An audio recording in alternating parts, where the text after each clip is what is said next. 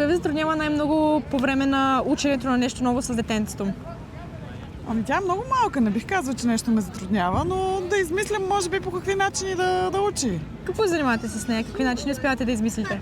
За момента я карам да познава животни, да ми доноси някое животно, ако я имаме на фигурка или на магнитче.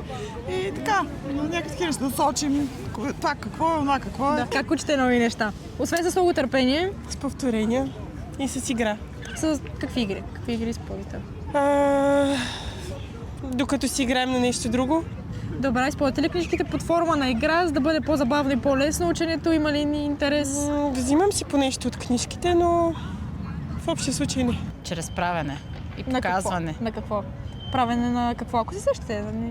Неща с пластилин, с конструктор, показваме, гледа. Аз какво правя? Най-вече като гледа мен и баща си на този етап. Страхотно. А използвате ли книжки под формата на игра за по-лесно учене или пък развиване на някакво умение?